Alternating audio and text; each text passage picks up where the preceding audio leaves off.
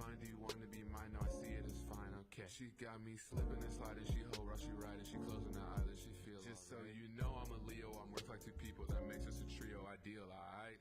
What are you doing, Monty? I'm breaking bread like a Pisces, catch me emotional, that's highly unlikely, and I can't have no outburst, she thinks of me highly, split personality, just like she's Miley, but it ain't my life in a movie, just like I'm Leo, no it ain't prom night, I'm dancing like Rio, hit it, she claiming she low when I dance around her, but her feelings dance around me, two-faced little baby, you're the fourth OG, and yes, I'm a Leo, don't talk about me, yeah, I'll slide you my breath, sorry. Anyway, do you still wanna go out with me, salmon and trout on a plate, scarf it down with me, I make her whole, but she only took half of me, slacking, I'm never lacking, I'm on a quest and I'm not talking dragon, no I'm not toothless, got in the car and she gave me her tulips, that's what she smelled like, I'm telling her tulips, but I'm still a zodiac killer, I take her soul with the bag and the zipper, I'm a Leo who eat Pisces for dinner, what's your zodiac sign, do you think I'm fine, am I wasting your time, wait, because you looking divine, do you wanna be mine, no I see it as fine, okay, she got me slipping and sliding, she whole rush, she riding, she closing her eyelids, she feels just so you know I'm a Leo, I'm worth like two people, that makes us a trio ideal, alright? Tell me your sign and I'm Thraxin, zodiac killer on top of the fraction, Vicky love me so I will never pass it, back on these songs like I'm cracking it, born as a Leo with Scorpio half of, she said that she want me cause I know my zodiac, find out she a Gemini, now I am over that, but I'm still a zodiac killer, I take her soul with the bag and the zipper, I'm a Leo who eat Pisces for dinner.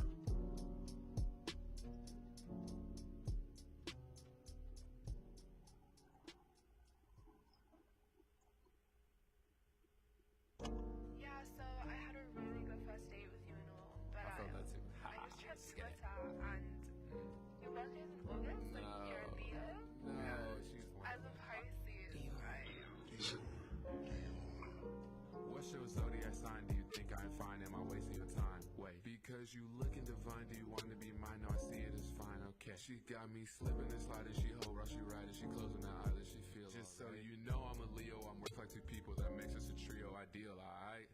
What are you doing, Monty? I'm breaking bread like a Pisces, catch me emotional, that's highly unlikely, and I can't have no outburst, she thinks of me highly, split personality, just like she's Miley, but just like I'm Leo, no it ain't prom night, I'm dancing like Rio, hit it, she claiming she low when I dance around her, but her feelings dance around me, two-faced little baby, you're the fourth OG, and yes I'm a Leo, don't talk about me, yeah, I'll slide you my breath, sorry.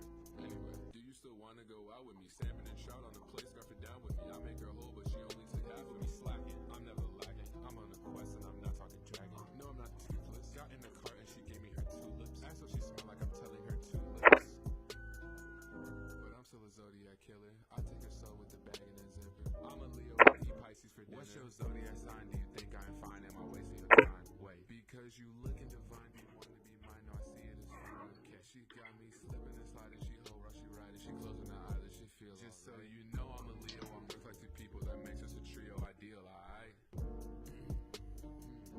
Tell me your sign and I'm Thraxin, zodiac killer on top of the fraction, Vicky love me so I will never pass it, back on these songs like I'm cracking it, born as a Leo with Scorpio half of, she said that she want me cause I know my zodiac, find out she a Gemini, now I am over that,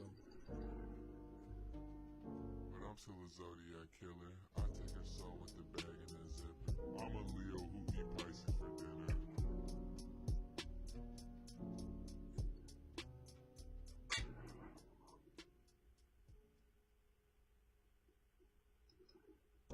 Yeah, so I had a really good first date with you and all, but I felt that too. I just checked Twitter and your birthday is in August, like you're a Leo.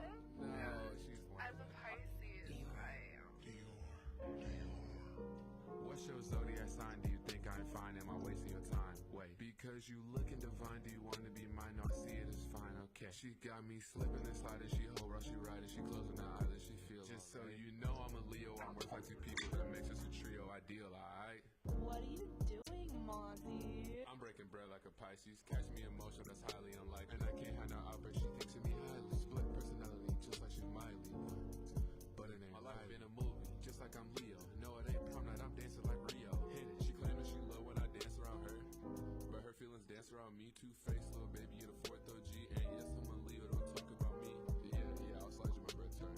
Anyway, do you still wanna go out with me, salmon and trout on a plate, scarf it down with me, I make her whole, but she only took half of me, slacking, I'm never lacking, I'm on a quest and I'm not talking dragon, no I'm not too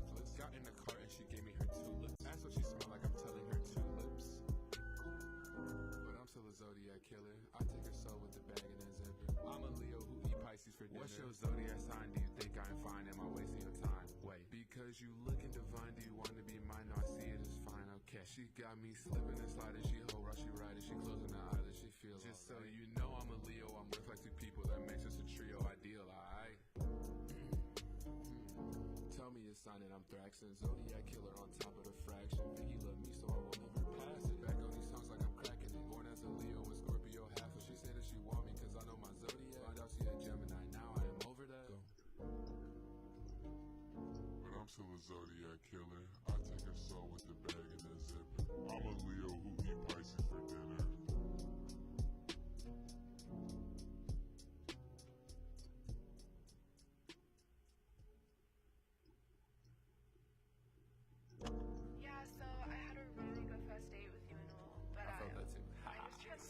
Something's going on there. ATC is limited as fuck. I'm checking right now. And it's like, there's no towers. We're missing towers. Something's going on.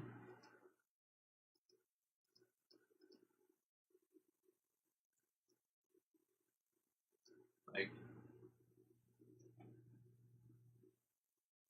we're missing towers. Or something is going on. Alright, here we go.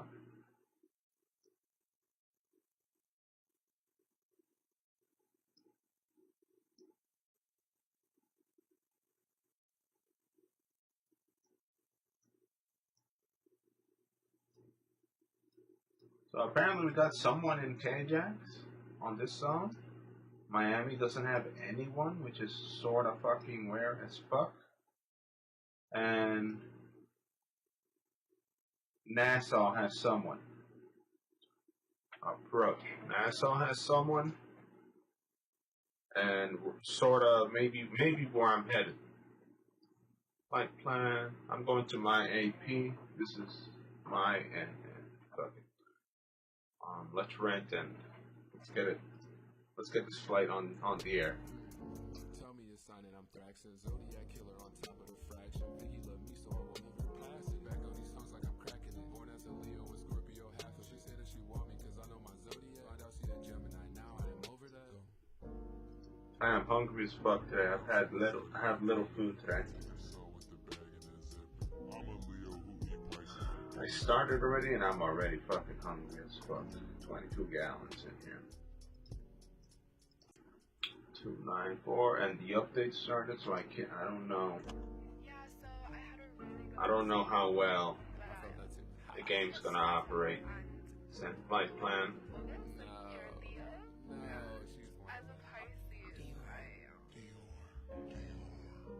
What's your zodiac sign? Do you think I'm fine? Am I wasting your time? Wait, because you looking divine, do you want to be mine? No, I see it as fine, okay. She got me slipping and sliding, she whole rush, she riding, she closing her eyelids, she feels just so you know I'm a Leo, I'm worth like two people, that makes us a trio ideal, alright? What are you doing, Monty? I'm breaking bread like a Pisces, catch me emotional, that's highly unlikely, and I can't hide her out, but she thinks of me highly, split personality, just like she's Miley, but it ain't my life in a movie, just like I'm Leo, no it ain't prom night, I'm dancing like Ronaldo. She claiming she love when I dance around her, but her feelings dance around me. Two-faced little baby in a fourth OG, and yes, I'm a Leo. Don't talk about me. Yeah, I was sliding my breath turn. Anyway, do you still want to go out with me? Salmon and trout on the plate, scarf it down with me. I make her whole, but she only took half of me slacking. I'm never lacking. I'm on a quest and I'm not talking dragon. No, I'm not toothless. Got in the car and she gave me her tulips. Asked what she smelled like, I'm telling her tulips. But I'm still a zodiac killer. I take her soul with the bag and the zip. That shit should be in range, but it isn't. There should be one in range, but it isn't. I think there's something wrong with mine. Maybe there could be something wrong with my thing, but I doubt it. But let's get out of here. Tell me your sign and I'm Thraxin, zodiac killer on top of the fraction. Biggie love me so I will never pass it. Back on these songs like I'm cracking it. Born as a Leo with Scorpio half, so she said that she want me cause I know my zodiac. Find out she a Gemini, now I am over that. But I'm still a zodiac killer. I take her soul with the bag and the zip. I'm a Leo who eat Pisces for dinner.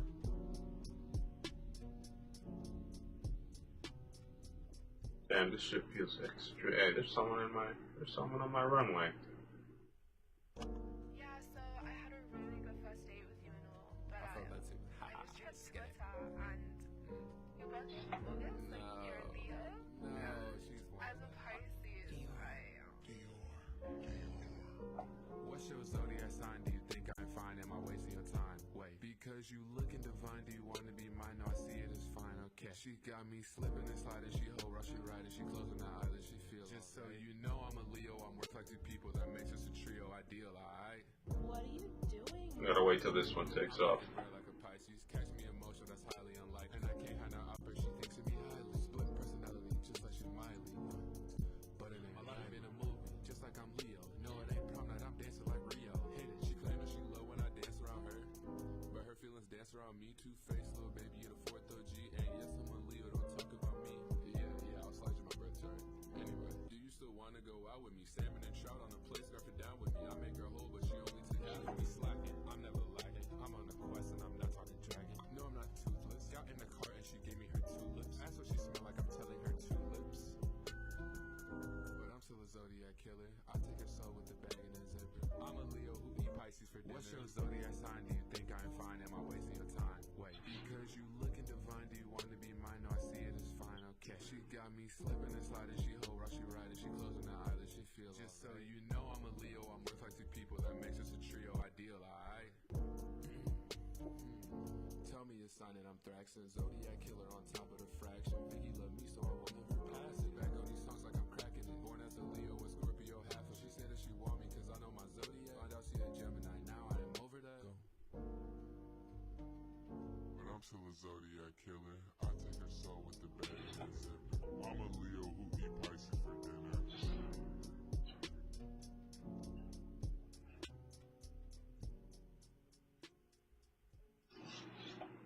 The fuck? My engine shut off? What the fuck? Is that gay ass shit? first date with you and all, but I felt that too. I just checked Twitter and your birthday is in August, like you're a Leo.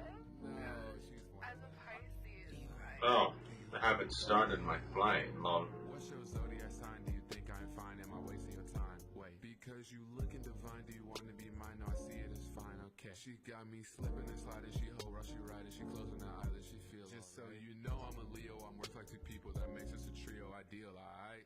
What are you doing, Monty? I'm breaking bread like a Pisces, catch me emotional, that's highly unlikely. And I can't hide her upper, she thinks of me highly. Split personality, just like she Miley. But it ain't my life in a movie, just like I'm Leo. No, it ain't prom night, I'm dancing like Rio. Hit it, she claimed that she low when I dance around her. But her feelings dance around me, two-faced little baby, you're the fourth OG. And yes, I'm a Leo, don't talk about me. Yeah, I'll slide you my birth chart. Anyway, do you still wanna go out with me? Salmon and trout on the plate, scarf it down with me. I make her whole, but she only took half of me slacking. I'm never lacking, I'm on a quest and I'm not talking dragon. No, I'm not toothless. Got in the car and she gave me her tulips. Asked what she smelled like, I'm telling her tulips.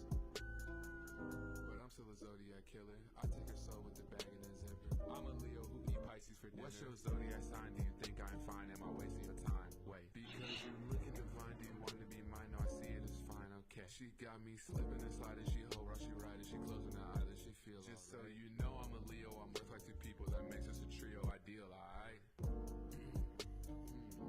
Tell me your sign and I'm Thraxin, zodiac killer on top of the fraction. Vicky love me, so I will never pass it. Back on these songs like I'm cracking it. Born as a Leo with Scorpio half, and she said that she want me cause I know my zodiac. Find out she a Gemini, now I am over that. But I'm still a zodiac killer. I take her soul with the bag and the zipper. I'm a Leo who eat Pisces for dinner.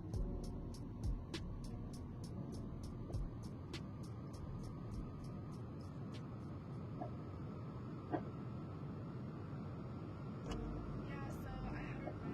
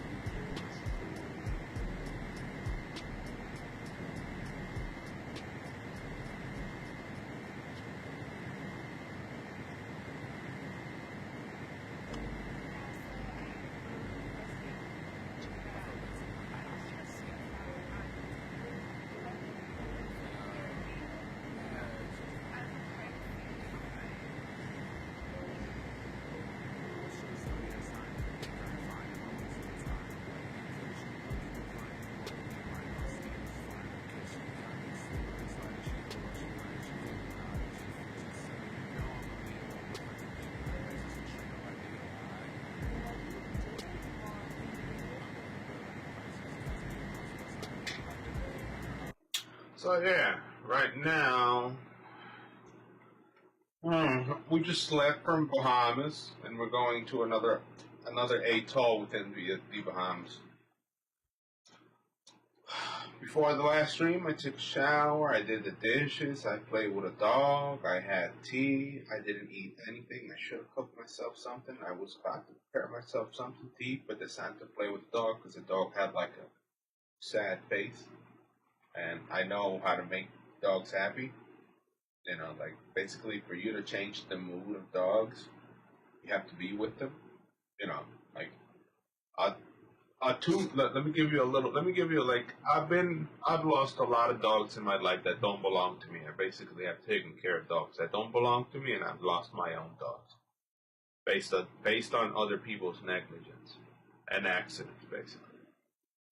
So a dog. When a dog is on the ground and his head is on the ground, it's depressed. He's not tired. He's not sleepy. He's basically lost its will to live. Unless he's resting like with you or actually sleeping, he's lost its will to live. So when you see a dog and the dog has like a particular facial expression that I can't really, only I could point it out after being an animal for so long, you know when your dog is depressed, or when it needs a facial, when it needs a new facial expression, basically. Like some dogs smile at you, some dogs behave in different ways. So you know, like you know your dog is blue, based on maybe he was sleepy or something like that, or even as sleepy keeps that face. That he's like asleep, but he's not really asleep, he's already awake. So you have to like give it life, you know, give it life. You have to be like throw a ball, play with it, act rough with it, throw the ball with it, just be with it, you know, be with it. Just the hardest part for most people, being with the dog, actually spending time with the dog and like touching it and having it like stretch when you're touching it in specific places and stuff and lick your face indefinitely. Like stop what it's doing to just try to lick your face. Like step on you, literally, to try to get a lick out your face. And you know, like you technically know when a dog is looking weird. And you have to maintain it for it to be happy.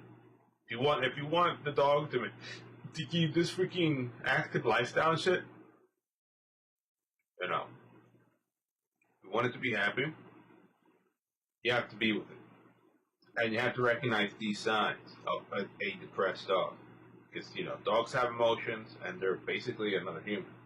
Feeding it and watering it won't do.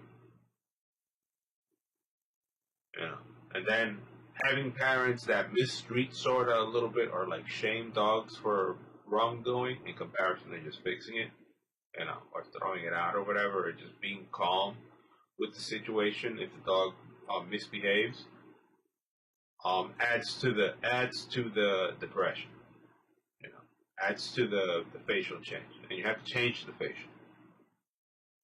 You have to make sure that they maintain the eye contact and that they're happy. They will smile. A dog will fucking smile. Once the dog has its head down on the ground and tears are coming out of its face or his eyes are watery, this dog is sad.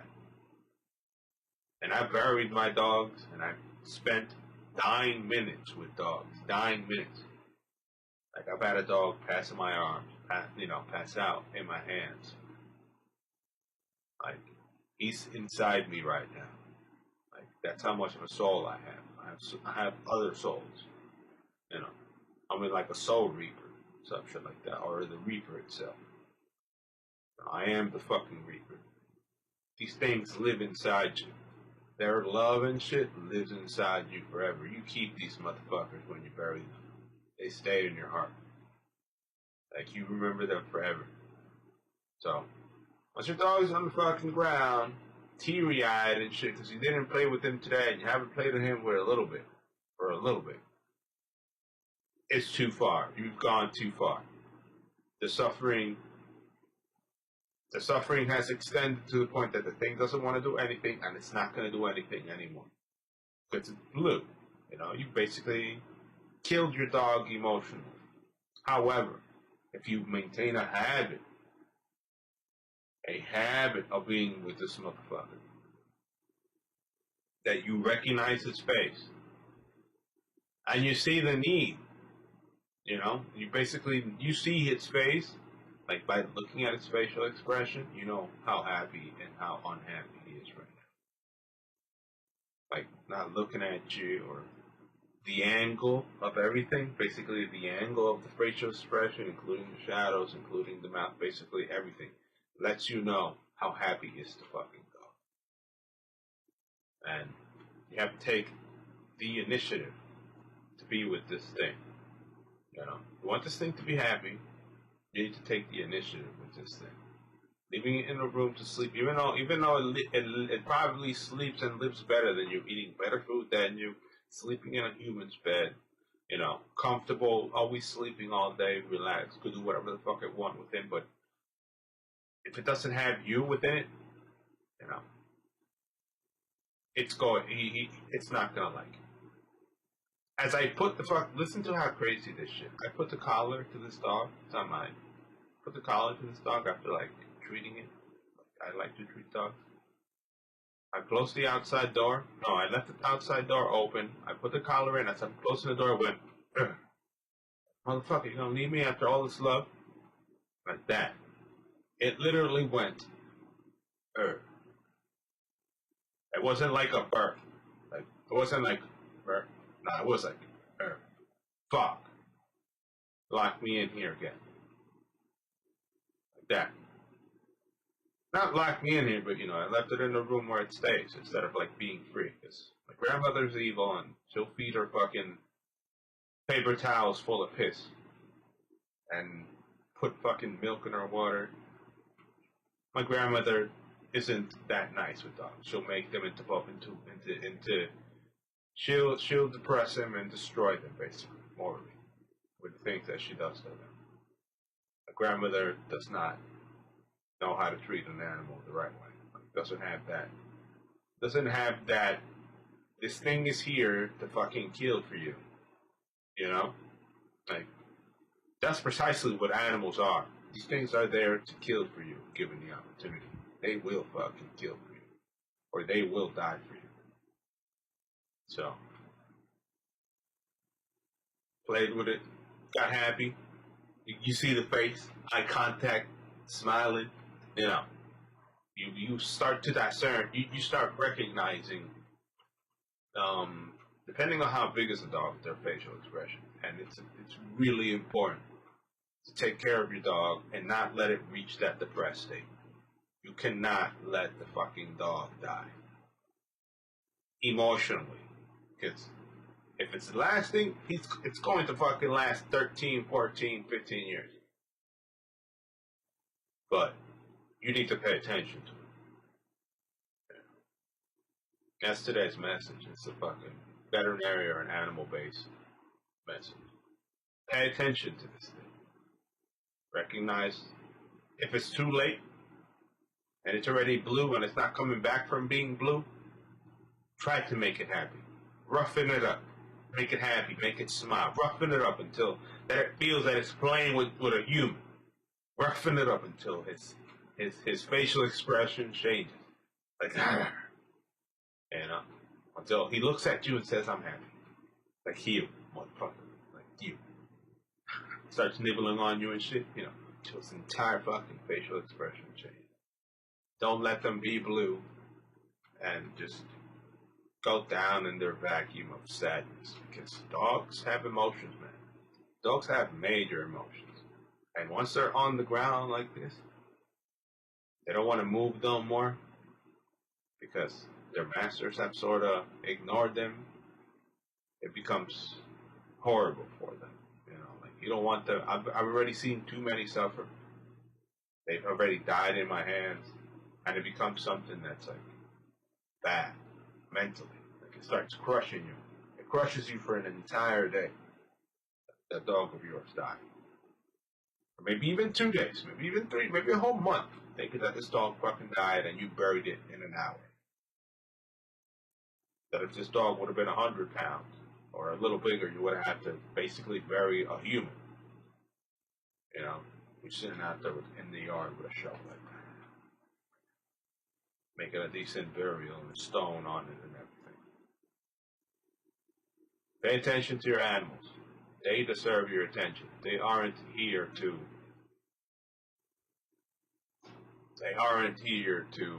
just fucking be there so you feed them. You have to pay attention to them.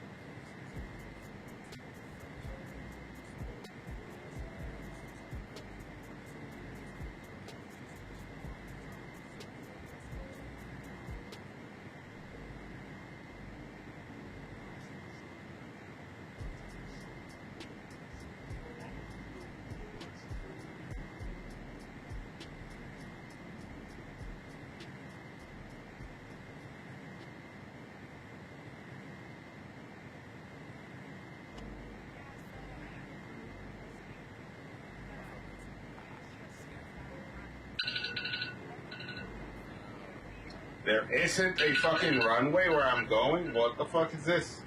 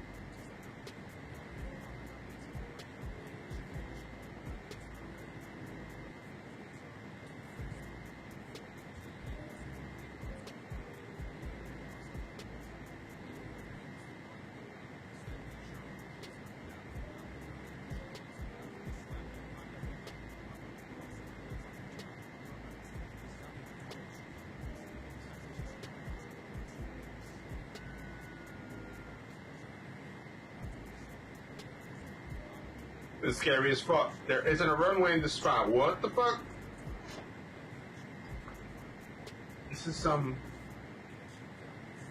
some mysterious shit.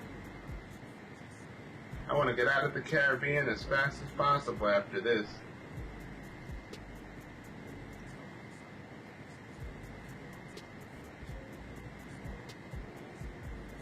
No runway?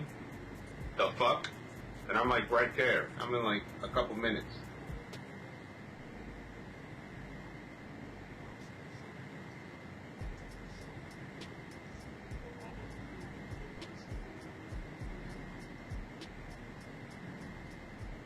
Oh, you're such a tiny piece of shit.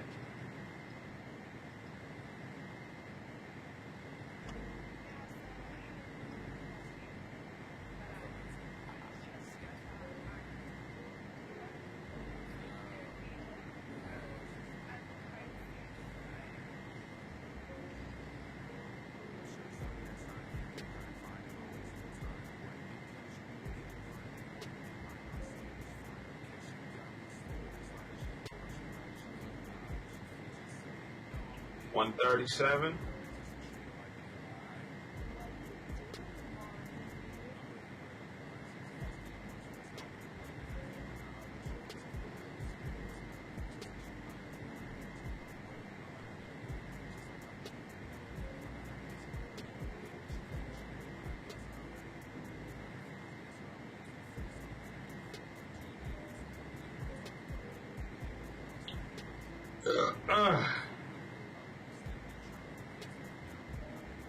I'm gonna have to go heading mode. Jesus Christ.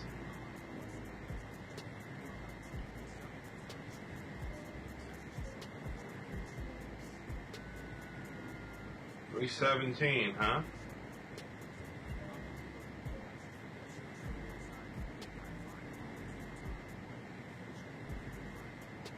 At 25 miles, I'll turn to fucking 137. Not right now. There's no fucking. That's scary as shit. No GPS information on. Imagine having to land at my AP in weather and you don't know, you have no information on the fucking tiny ass strip. I washed my hair today again. And you have literally no information on it.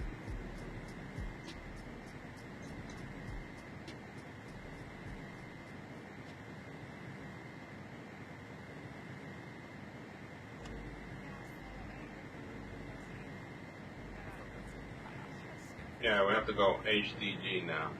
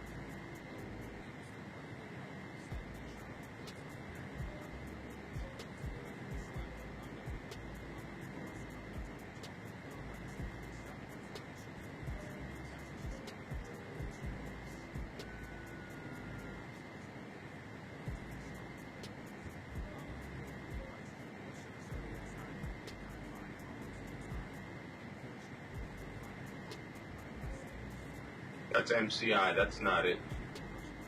Alright, let's go back to nav.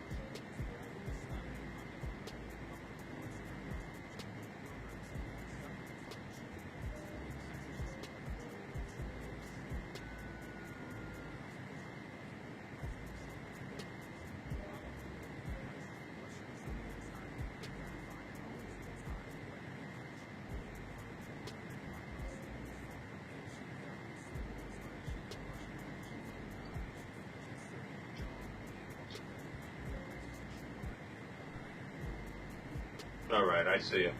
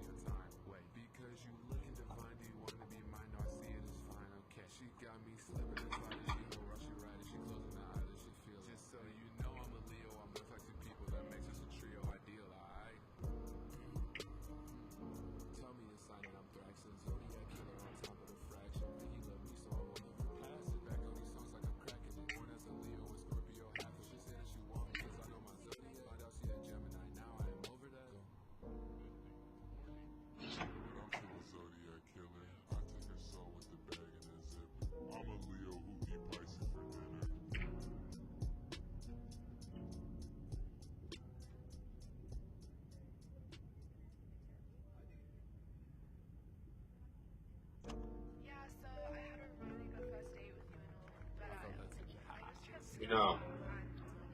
Your birthday is in August, so you're a Leo. As a Pisces, What's your zodiac sign? Do you think I'm fine? Am I wasting your time? Wait, because you looking divine, do you want to be mine? No, I see it as fine. Okay, she got me slipping and sliding. She whole rushing right and she closing her eyes and she feels it. So you know I'm a Leo. I'm with like two people. That makes us a trio ideal, alright? What are you doing, Monty? I'm breaking bread like a Pisces. Catch me emotional, that's highly unlikely. And I can't have no outburst. She thinks of me highly. Split personality, just like she's Miley. But it ain't my life in a movie, just like I'm Leo. No, it ain't prom night. I'm dancing like Rio. Hit it. She claimed that she low when I dance around her, but her feelings dance around me. Two-faced little baby in a fourth OG. And yes, I'm a Leo. Don't talk about me. Yeah, I'll slide you my birthday. Anyway, do you still wanna go out with me? Salmon and trout on the plate, scarf it down with me. I make her whole, but she only take half of me. Slacking, I'm never lacking. I'm on a quest and I'm not talking dragon. No, I'm not toothless. Got in the car and she gave me her tulips. Asked what she smelled like, I'm telling her tulips. But I'm still a zodiac killer. I take her soul with the bag and the zipper. I'm a Leo who eat Pisces for dinner. What's your zodiac sign? Do you think I'm fine? Am I wasting your time? Wait, because you looking divine, do you want to be mine? No, I see it as fine. Okay, she got me slipping and sliding. She whole rush, she riding, she closing her eyes and she feels it. Just so you know I'm a Leo. I'm with like two people. That makes us a trio ideal, alright? Tell me your sign and I'm Thraxin. Zodiac killer on top of the fraction. Biggie look pass it back on these songs like I'm cracking it. Born as a Leo with Scorpio half. But she said that she want me cause I know my zodiac. Find out she a Gemini. Now I am over that. But I'm still a zodiac killer. I take her soul with the bag and the zipper. I'm a Leo who eat Pisces for dinner.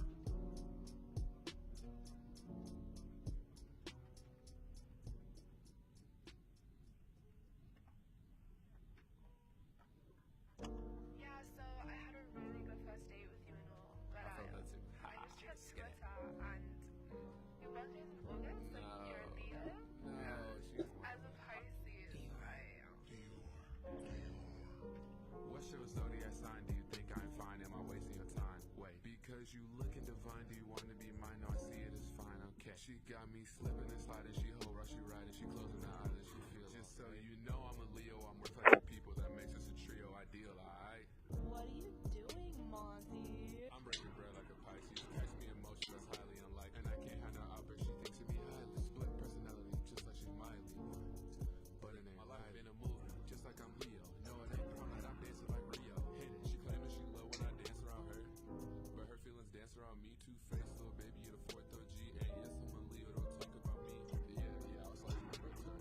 Anyway, do you still wanna go out with me? Salmon and trout on the plate, scarf it down with me. I make her whole, but she only take half of me. Slacking, I'm never lacking. I'm on a quest and I'm not talking dragon. No, I'm not toothless. Got in the car and she gave me her tulips. Asked what she smelled like, I'm telling her tulips.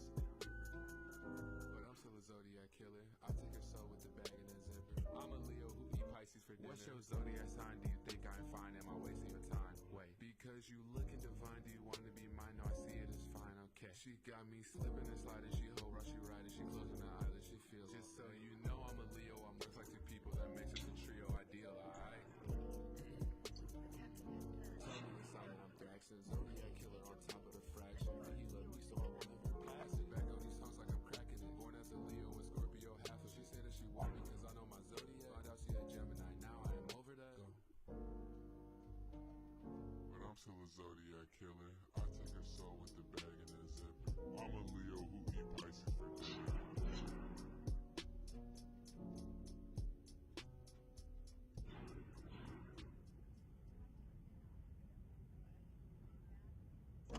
yeah. So I had a really good first date with you and all, but I felt that too. I just checked Twitter and your birthday is in August, so you're a Leo. No, she's As a Pisces, What's your zodiac sign? Do you think I'm fine? Am I wasting your time? Wait, because you looking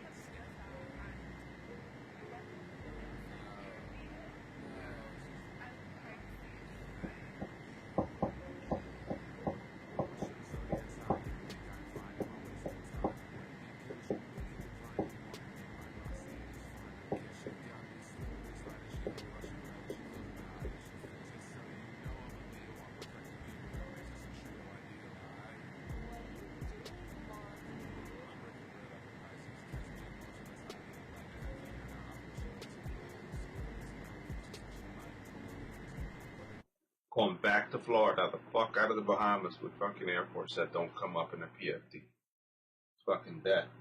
I was supposed to fucking see that shit, but in the darkness like that, hell no. I want to be able to see where I'm going and know where I'm going to. That was uncalled for. In all seriousness, uncalled for.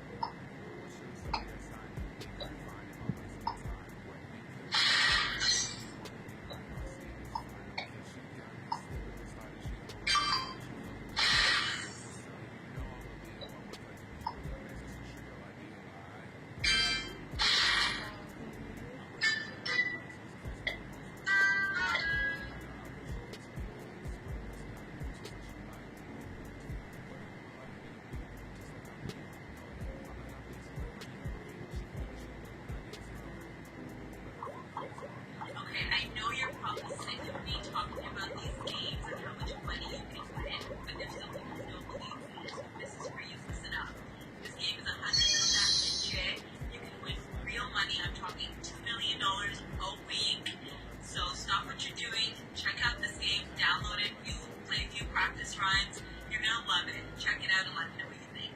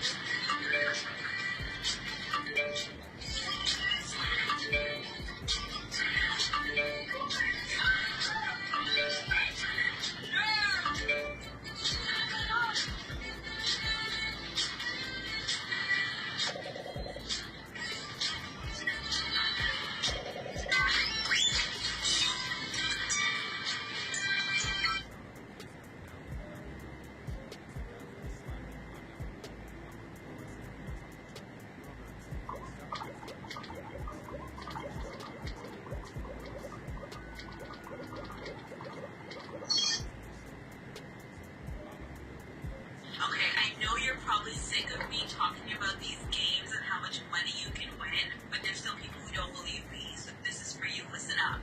This game is 100% legit. You can win real money. I'm talking $2 million a week. So stop what you're doing. Check out this game. Download it.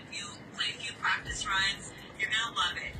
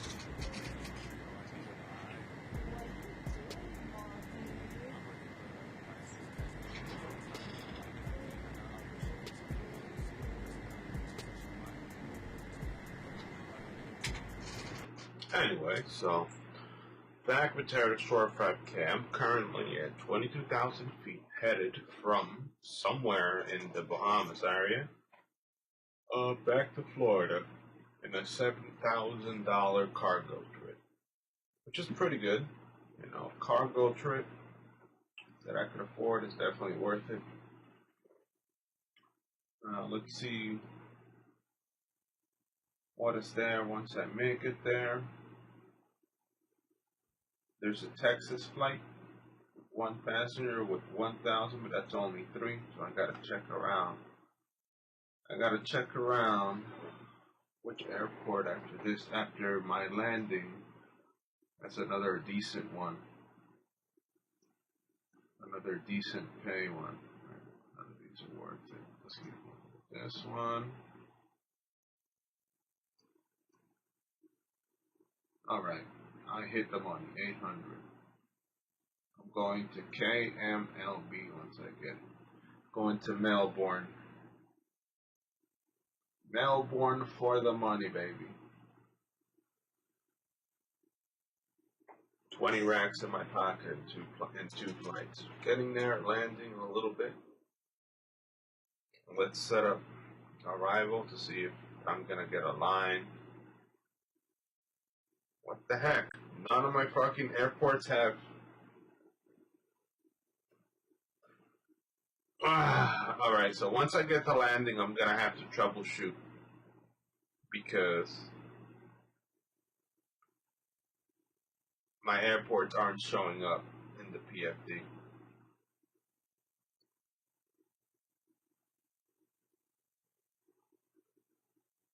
I'm guessing I need to update something within the PFD for it to work properly. Because I have no airport right now.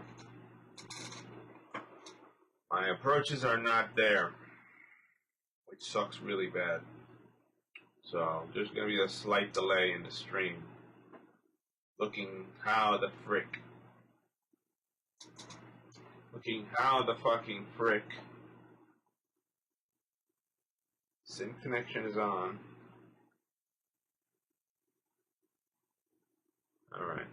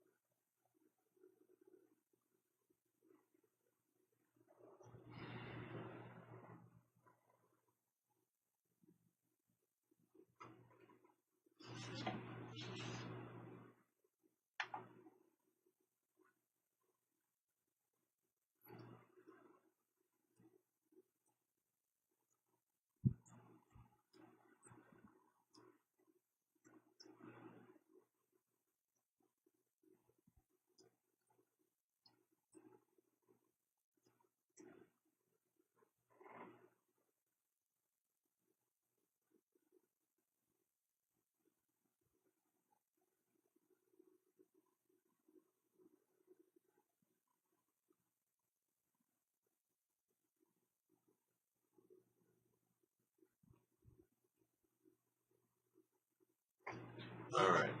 Fucking. Let's do 319 in HDG and check if it's something. Let's check if it's fucking 2 airports. Let's do HDG and let's check if some other airport has.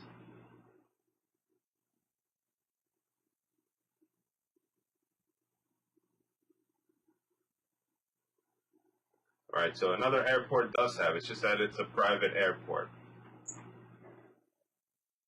Lord have mercy. Alright, let's double check. Do like K-Me or some shit like that.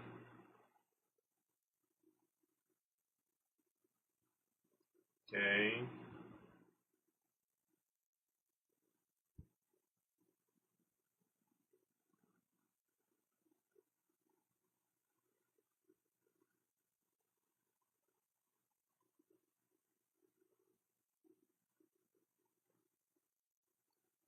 Alright, so apparently there are some approaches, just that some airports are all 100% VFR.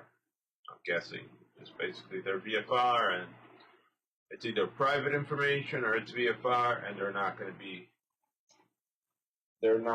to be available outside you researching them, which is another key thing.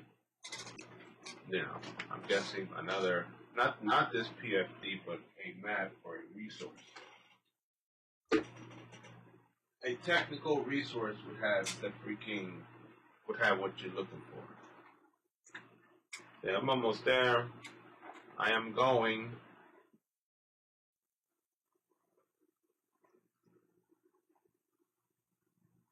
To land and then headed to this airport.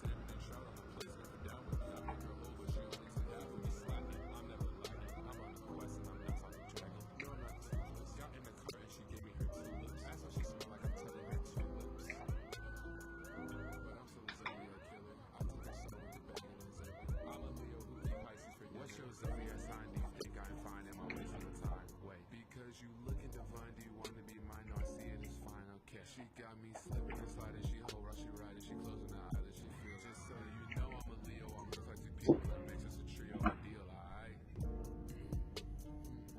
Tell me your sign and I'm Thraxon, Zodiac killer on top of the fraction. That was a really hard landing. No lights, no nothing. This airport's all types of fucked up. Jesus Christ. Like, not being aligned to it, just put her on the ground. Woo.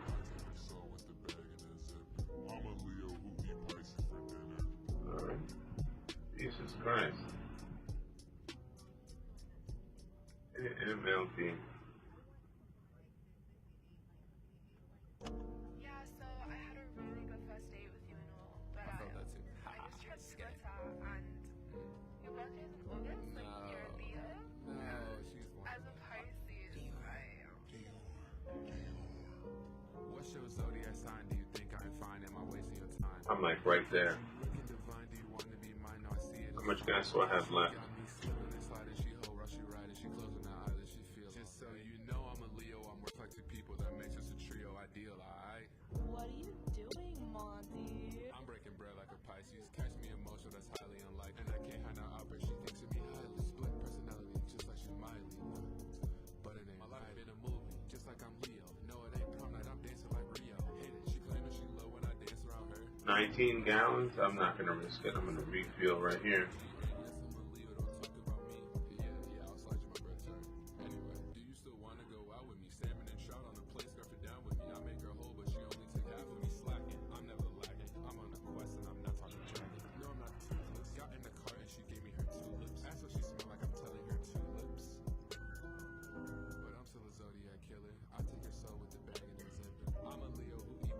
What's your zodiac sign? Do you think I'm fine? Am I wasting your time? Wait, because you looking divine, do you want to be mine? No, I see it as fine, okay. She got me slipping and sliding. She whole rush, she riding. She closing her eyelids. She feels. Just so you know, I'm a Leo. I'm worth like two people. That makes us a trio ideal, alright? Tell me your sign and I'm Thraxon, Zodiac killer on top of the fraction. Biggie love me, so I won't ever pass it. Back on these songs like I'm cracking it. Born as a Leo with Scorpio half. She said that she want me cause I know my zodiac. Find out she a Gemini. Now I am over that. But I'm still a zodiac killer. I take her soul with the bag and the zipper. I'm a Leo who eat Pisces for dinner.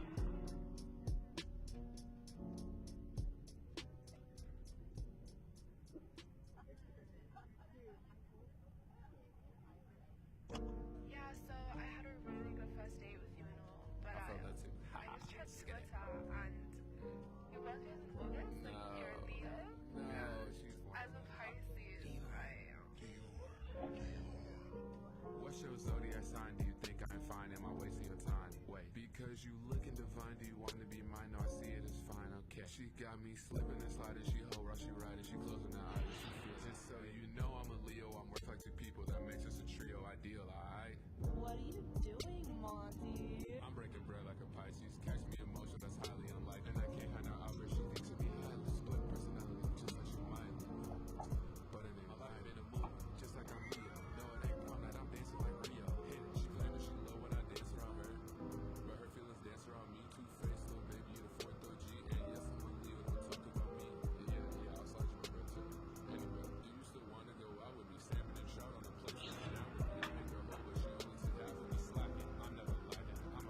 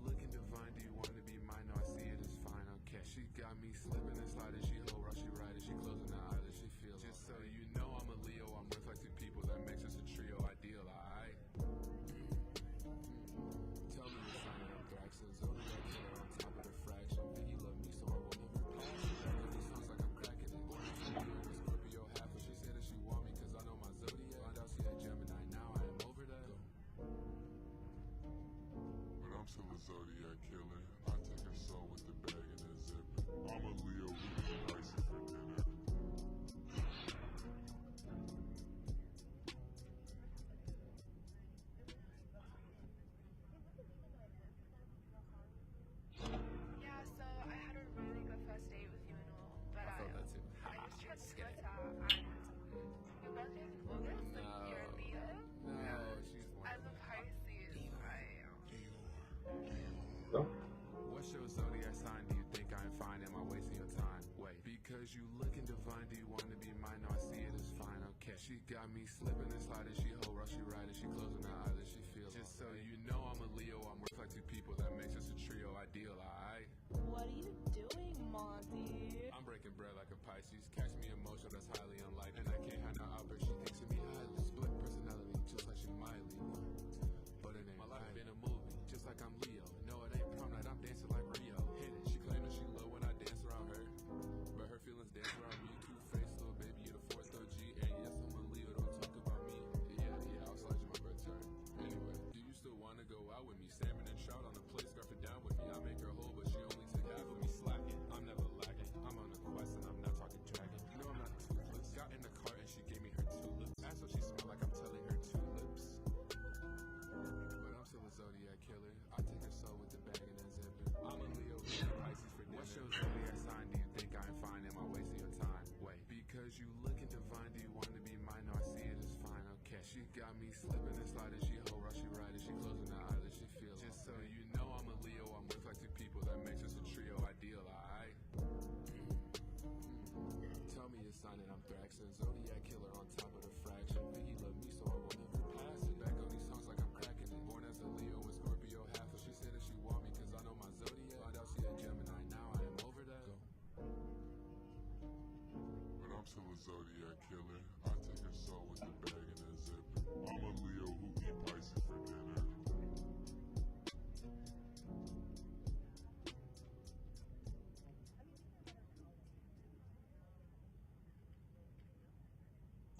Yeah, so I had a really good first date with you and all, but I felt that too. I just tried Twitter and your birthday is in August, like you're a Leo. No, she's one As a Pisces, I am. What's your zodiac?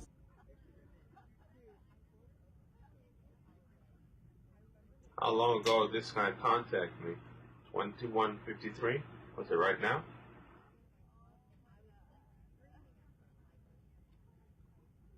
Alright. Center? Apparently Center gave me a call and I missed it entirely. There we go.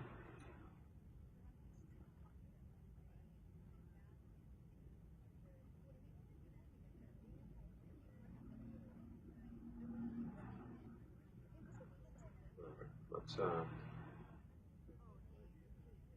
do I-farm. 20,000 feet. I'm gonna have to add a fucking route to it. So let's add a route to it right and quick.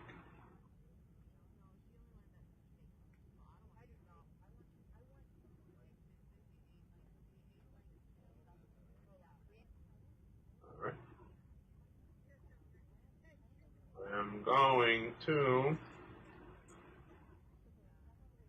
KT right on KMLB. I-farm. Departure time is likely 250 or something like that. Cruising altitude is 20,000 feet and 500 knots. 1 hour, 1 hour, 1 hour. Nearby from here. Let's do a did. KMLB. K. TYR. Right. So we have some sort of tower connection. I'm going straight to Texas from here. So let's look at a sectional. Actually, with that bad weather right there, I'm not going to do 55 feet. I'm going to do 40,000 feet. Or let's do 35,000 feet IFR. Just to make sure that I'm above the certain bad weather on my way.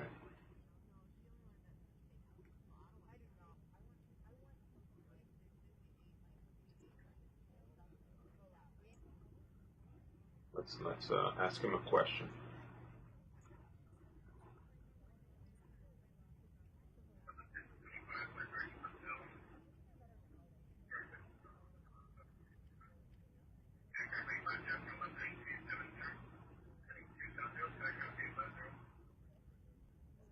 Miami Centers, November Lima Alpha 445. I am heading west, and there's some form of development over the Gulf.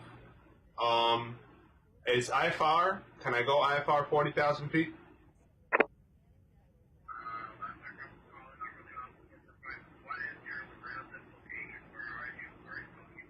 I am calling you ground cargo location at airport Kilo Mike Lima Bravo.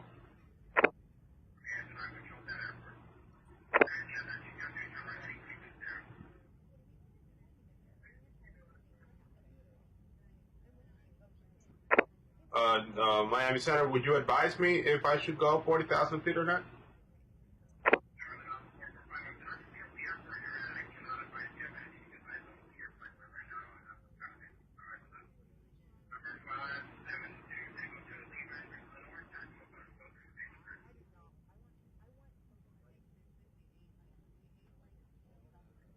All right.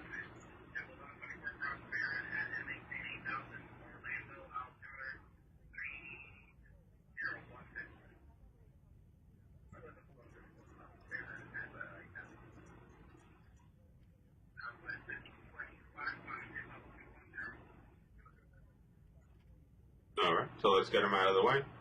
I'm not headed that way.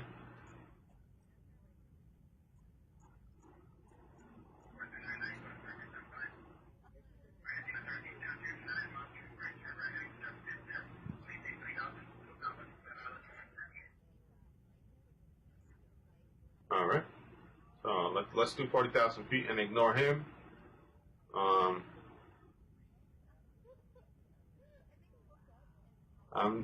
My flight's gonna be direct anyway, but let's just for the sake of changing the layer and checking on jet high and the sectional, let's look for an actual route.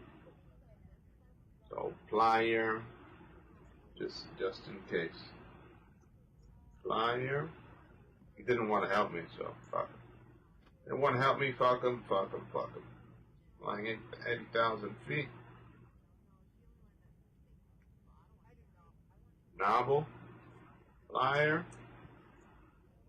Novel. And that's it. Those two waypoints, we should be ready to go. Alternate airport between there and there. Let's look at, I'm basically setting the flight plan just in case there's someone, just in case someone starts eyeballing it. Freaking K-Vix should be the alternate airport. 1-2-1-2 transponder. 1-2-1-2 transponder, just in case. 1-2-1-2 transponder. All right. 1-2-1-2 transponder. We're gonna do 40,000 feet because it's pretty far, so we're gonna do 40. And I wasn't advised anyway, so we're gonna do 40,000 feet. Do 40,000. Departure time is 2:50. KTR 1 hour or 1 hour. 1-2-1-2 transponder. 1-2-1-2 transponder. Mode C. Press enter on that. And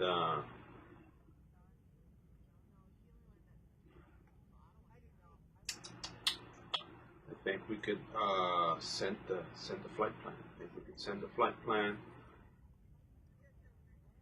Send the flight plan and escape that way. IFR 40,000. Bang. Let's get out of here. Bang. There we go. 254. Let's hope the KTR.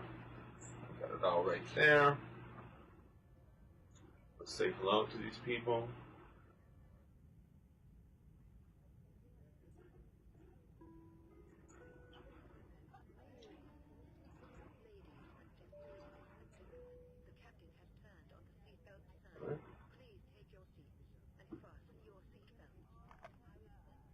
Like he's like, I don't control that airport. I'm like, well, So apparently when I went by, I crossed this airspace, and I didn't catch the private message.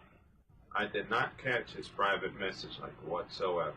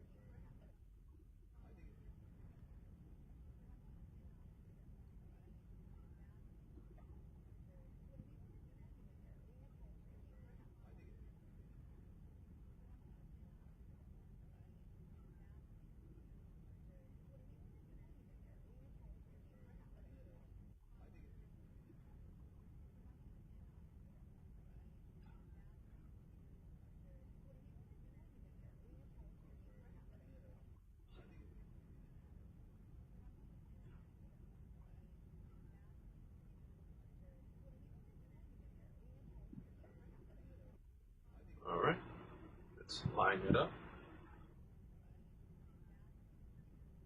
40,000 feet is a really long flight.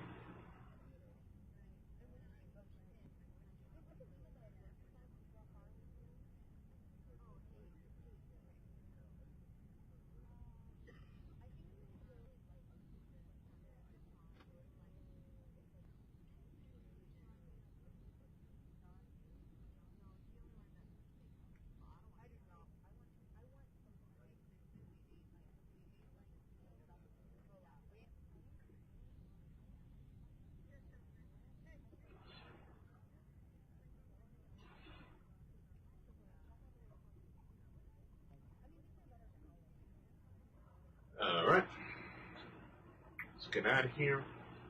Let's skadoodle doodle.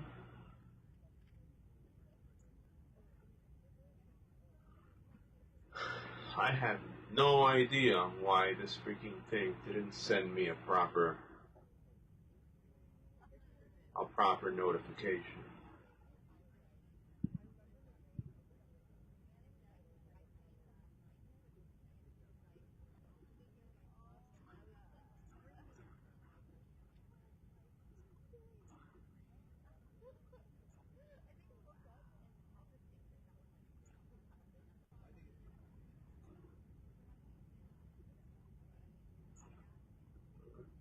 So let's hope Gerardo If I don't land in Gerardo's sights again.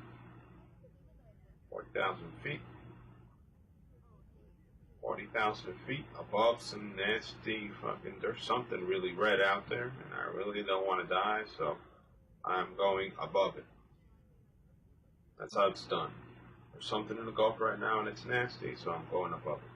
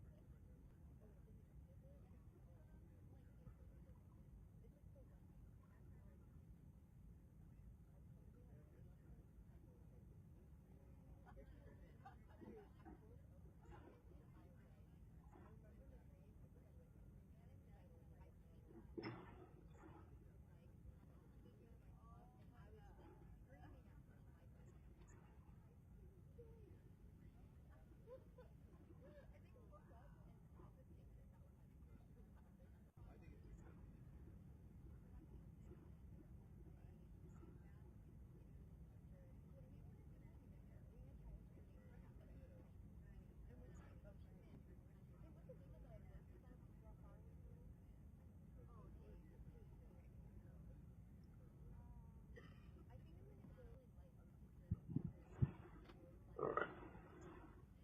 Let's get out of here.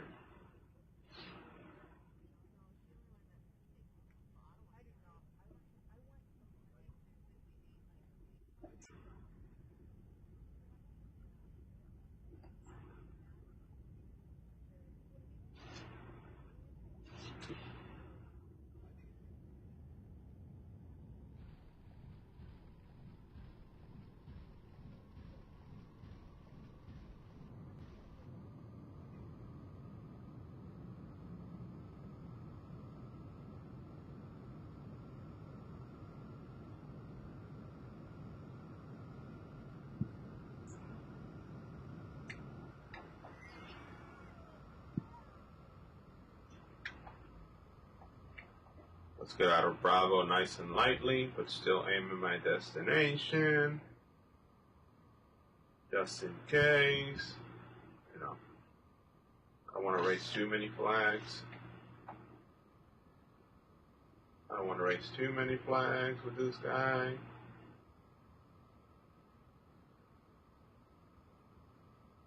$221 sound about right. Let's zoom in a little bit.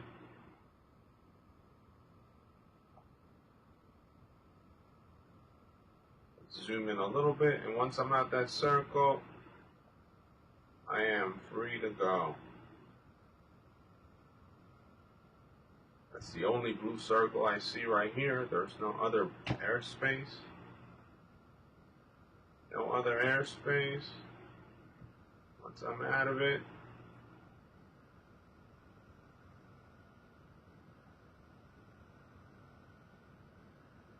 I am out of here. Yahoo! Up we go. Up, up, and away.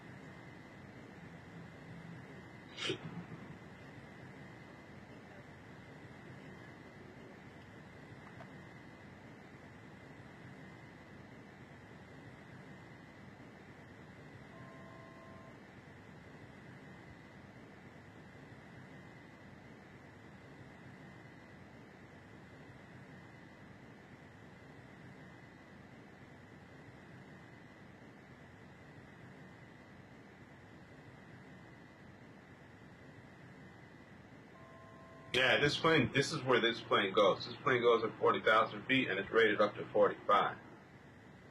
So I'm basically heading to the operating height of this plane. So it's going to slow down considerably as I get there and whatever. It's going to be a slow flight, but it's definitely going to be a lot of dough. And I know for a fact they're not going to pay me the full amount, but it's something. Because this game likes to scammy.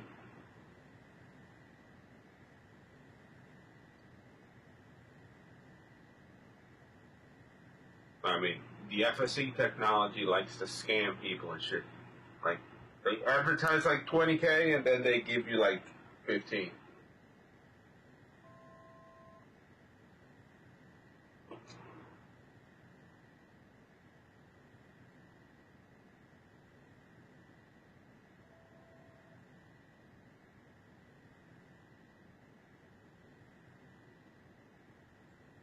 All right, 284, 40,000 feet. We're on our way. Another flight. Let's see if there's any other towers.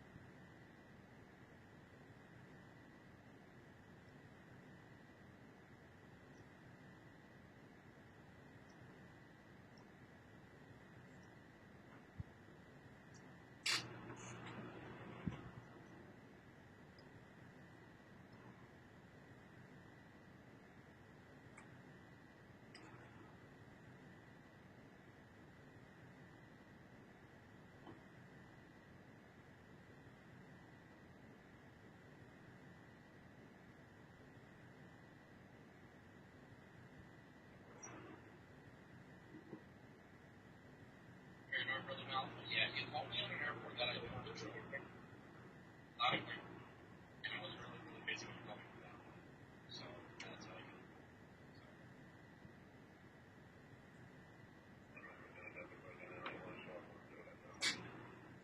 4399 flighting 095 or what's it looking like?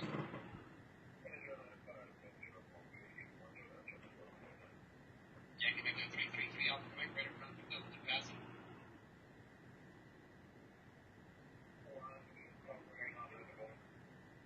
Negative 333 Alpha Quebec, clear direct beach, line and maintain 13000.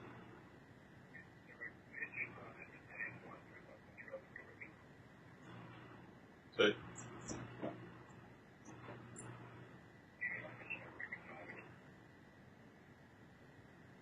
So yeah, that was another streamer. Basically, the tower is another streamer. So I commented on his chat that I'm November Lima Alpha 445. It's like, yeah, I was just busy. I couldn't answer you. I was like, all right. It's fine. And put like a Twitch heart on him. Give him a Twitch heart. You know, because when you want, like, I wish there was an equal amount of towers and players. Literally, like an equal amount of towers and players in this shit.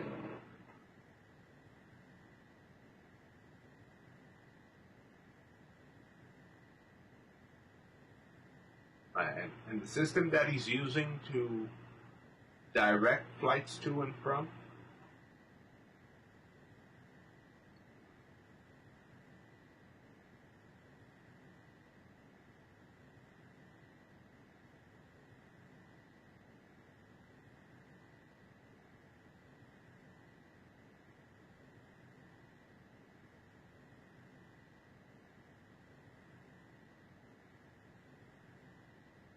it's really weird. Like, I thought that it was going to be like some form of map or something like that, but it's really, really weird.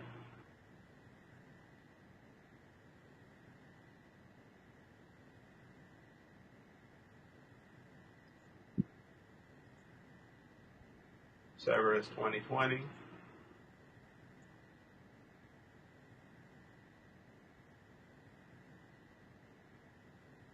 2052, but what time is right now?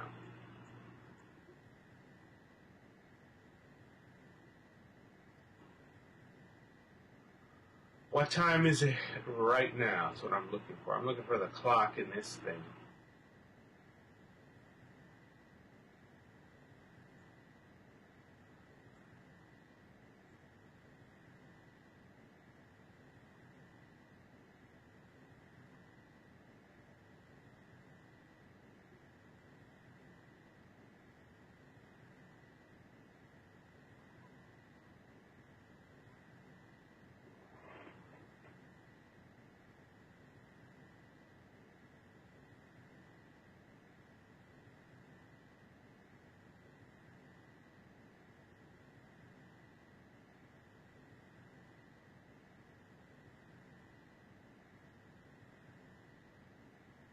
It's very complicated. I thought it was going to be easier to see or easier to discern or whatever.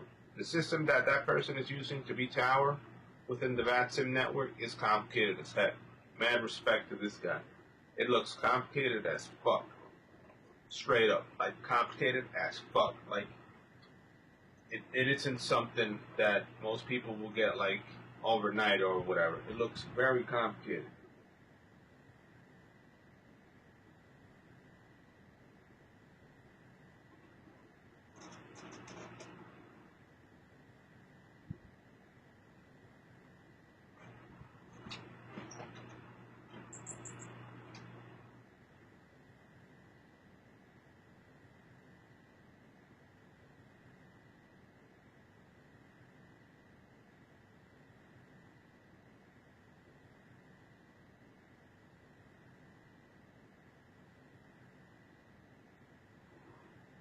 It's really bad weather down there.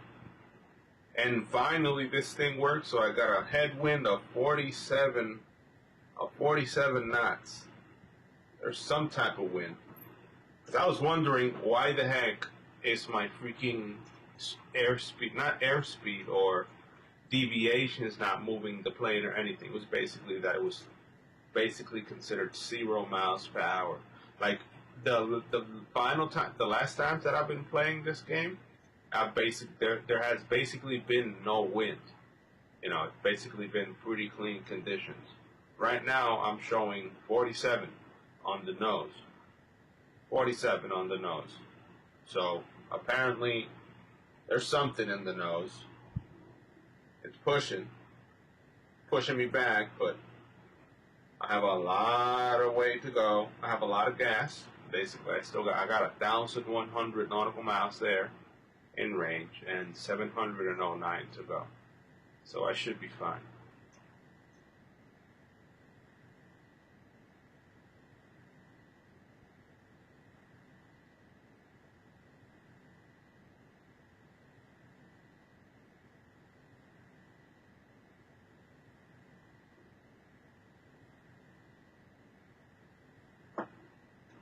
It's going to be a long flight. This is a long one. especially with all that nose wind. We're going to be here for these 704 miles for like an hour or more. And I'm going 280.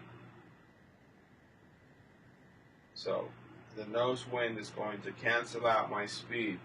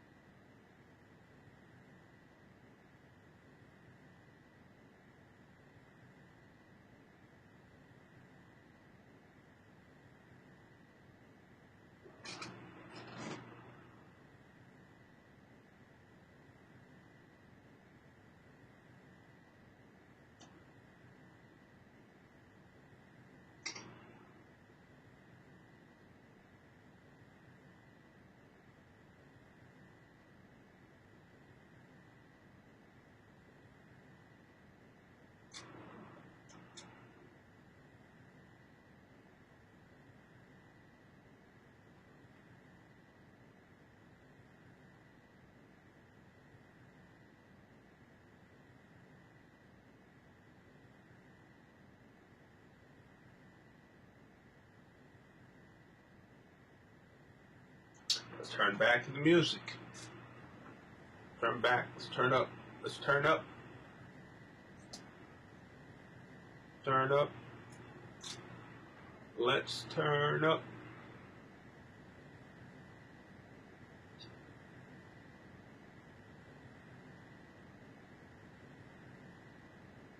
$40 on the nose, bro. I mean, almost 50 knots on the nose right now. And you barely can feel it because we're so high in the sky. Yeah. Bad weather incoming, but I'm definitely not going to feel it.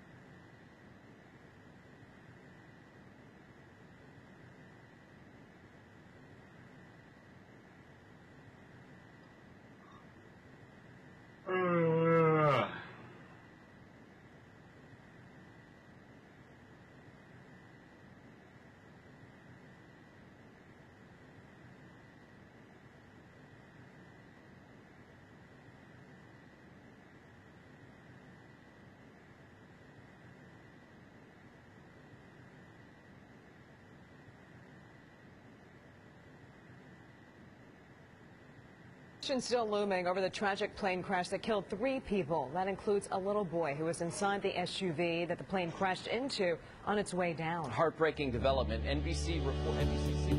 Hello, aviators, and welcome back to the Finer Points. On this episode of the Finer Points, we are talking about a recent crash in Florida which killed a 4-year-old boy on the ground and 2 people in an airplane. We're also going to review 2 other accidents over the last 15 years that are too similar in nature. We're going to talk about these accidents and why it's so important for us as aviators to protect everybody we can, our passengers and the people on the ground.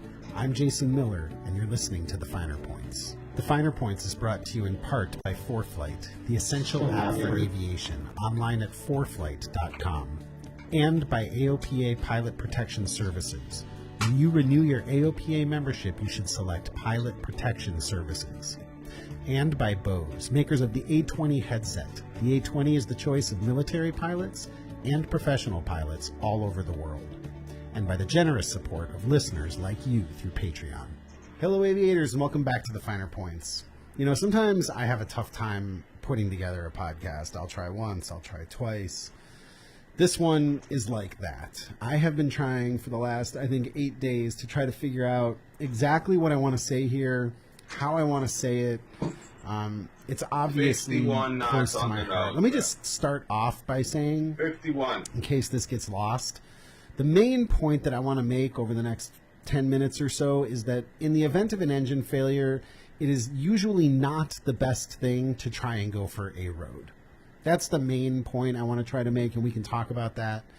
A lot of you have seen the Florida crash from last week, where you had a Bonanza departing an airport in Hollywood, Florida, and experiencing an engine failure on the upwind, attempting to return to the field, coming up short, and slamming right into the passenger side of an SUV, killing a 4-year-old boy riding along with his mother, seriously injuring his mother, and then killing both the pilot and the passenger on board.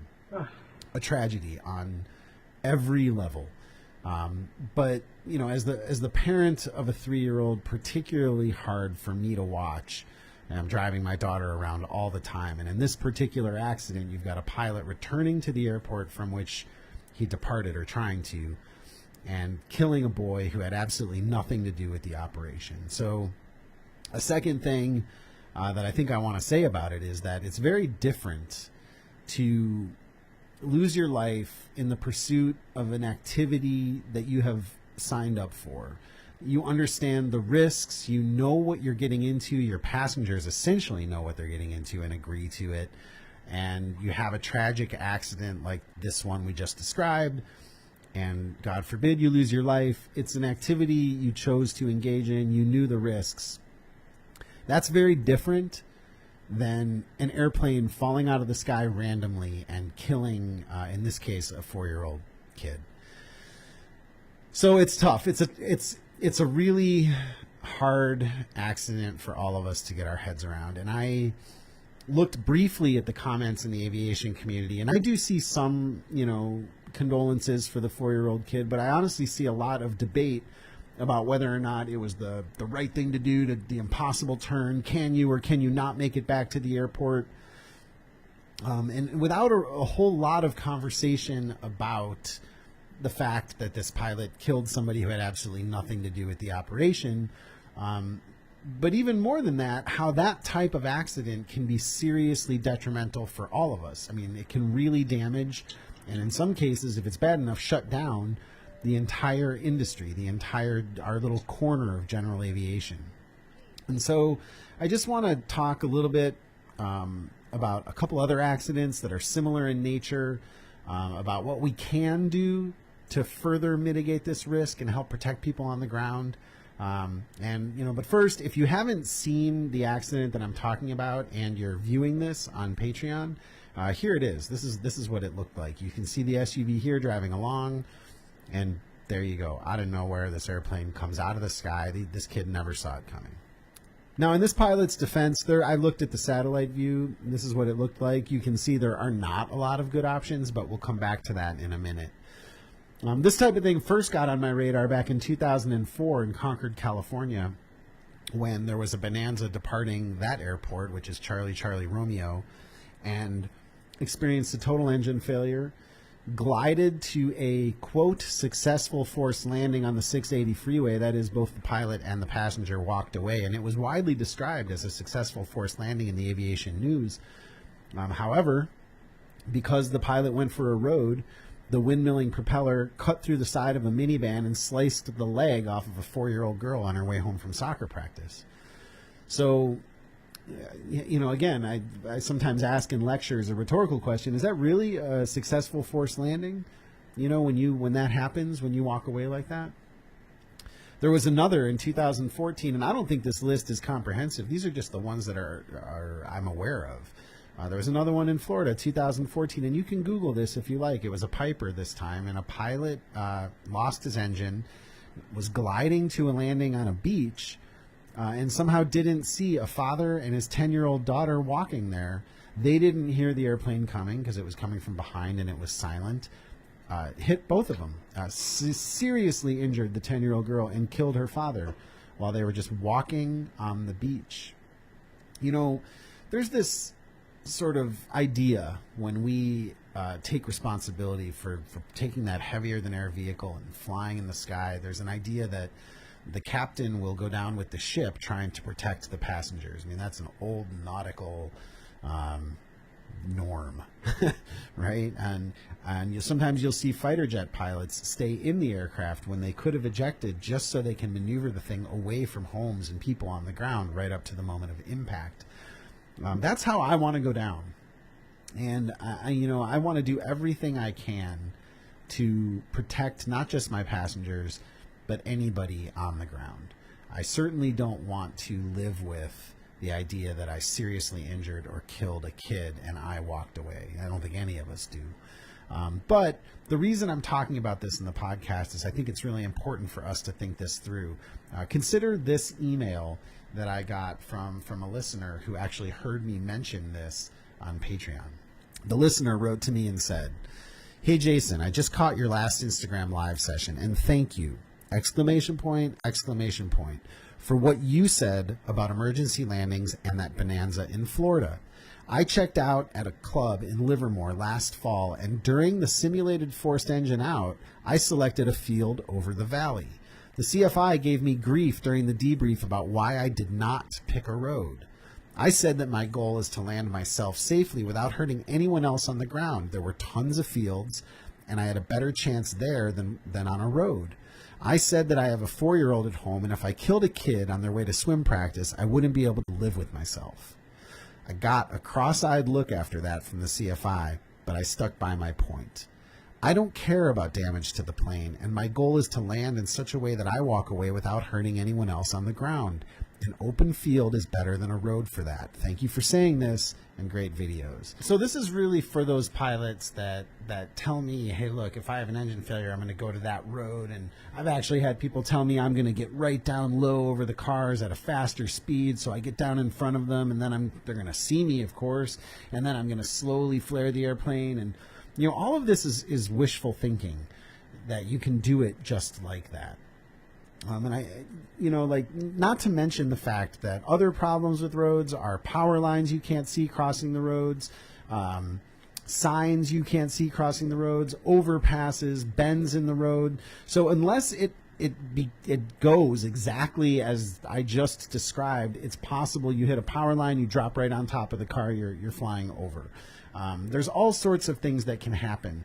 And so I would really consider a road a last option. And unless you're really remote, if you're out in South Dakota and you can see there's no cars there and you can see clearly that there are no power lines, maybe then I would consider a road. But I think what we have to consider as pilots, not just because we don't want to be the person that walks away from an accident like this, but because, as I'll discuss in a moment, this is critical to the future of our industry, I think we need to consider other ways we can mitigate this risk. Are we really doing everything we possibly can? Are we flying at our best rate of climb speed all the way up to 1,000 feet? Are we choosing runways we depart from, like in this case in Hollywood? It's possible that the pilot could have departed a different runway. Maybe there would have been a crosswind, but then in the event of an engine failure, it's a right turn into the wind back to the field where there might have been room. I'm not saying that I know exactly the answer. It's easy to Monday morning quarterback this. But are we really thinking in terms of this event could actually and might actually happen to me in just a minute? Am I fully ready, and am I doing everything I possibly can to mitigate those risks? Am I planning routes maybe closer to airports so that planning altitudes from which I could glide to those airports? Have I practiced recently, maybe every 6 months with an instructor, to make sure I can do a simulated engine failure to a full stop landing with some degree of accuracy? This is what I want people to consider, because not only do you not want to be the person that walks away from an accident like that, it can really damage our industry. It can take flying away from all of us. Look, listen to this. This is the general news after last week's crash in Florida. This is the kind of stuff people are saying. Just about your day close to home and heading to, a nearby convenience, and this has to happen. It's hurtful. It's it didn't have to happen. Yeah, and that GoFundMe page has raised more than $50,000 for this family. This money collected in less than 24 hours. Now, that crash is being investigated by NTSB. Those two people on board the plane have about not these been latest identified. incidents. I mean, it's so close to our homes and they're learning how to fly. It's something that a lot of us actually say that it's so close to the house that it might just happen, and it happened, and unfortunately it had to happen like this. And these people are getting a petition together. They're trying to shut that airport down, and when stuff like this is happening, it's possible that they can get that done, if not probable that they will get that done. In the 1980s, in 1980, 1981, we had almost 1 million active pilots, and that is now something like 250,000. How did that happen? Well, in part, it was because of all the accidents that were happening in the 1980s and all the lawsuits that resulted from those accidents and the massive amount of liability, and manufacturers just stopped making airplanes. There you can see directly how a lack of safety contributed to manufacturers saying, you know what, this isn't worth it, I'm out, right? They just stopped making airplanes. It wasn't until the early 90s with the General Aviation Revitalization Act, where we got a limit to that liability, that manufacturers started making airplanes again. So in 1996, I think it was, Cessna started making airplanes again. We're growing back from that pause, that full stop on our industry because of a lack of safety. So considering the people on the ground and how we can help protect them in various ways, and I'm not going to go through a comprehensive list, and I'm not going to pretend I know a comprehensive list, but you know, if we don't consider and try to work toward flying in a way that's safe for everybody, that same thing could happen again. And it's certainly, Hollywood, Florida has quite a battle on their hands with that airport. So I don't have all the answers. I just want to make sure that pilots know about, at the very least, the 3 accidents I just described. You can see the one that I talked about here on Patreon. You can look up the one from 2004 in Concord, California. You can look up the one from 2014. I also think that was a Florida beach, the Piper aircraft that hit the father and the daughter. But I would argue that as captains of the ship, it's our responsibility not just to protect passengers, but to do everything we possibly can in our power to protect people on the ground as well. All right, aviators, that's all for this episode of The Finer Points. If you want to see the video version of that podcast, which shows some of the stuff I was talking about, including the crash and the landing options for the pilots, that's all available at patreon.com/learntfp. Huge thanks to the sponsors, to Bose, to 4Flight, and to AOPA Pilot Protection Services, and of course to the patrons. And also a big thanks to you. If you can, please give the podcast a review on iTunes. That helps us get found. Please share far and wide with your friends. But most importantly, until next time, be safe and fly your best.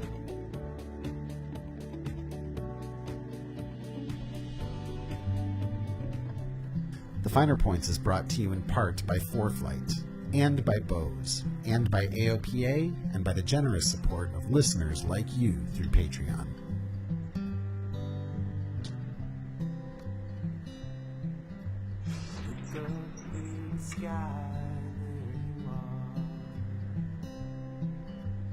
Look up in the sky, there you are, floating like an angel on the airwaves, you're falling like a raven in the afternoon haze. I look up in the sky, there you are.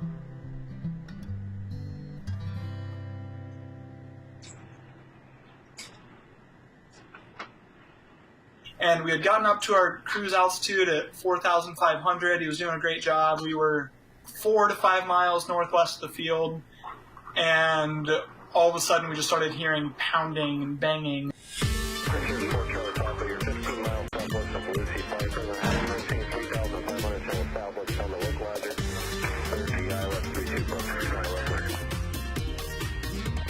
Hello aviators, welcome back to The Finer Points.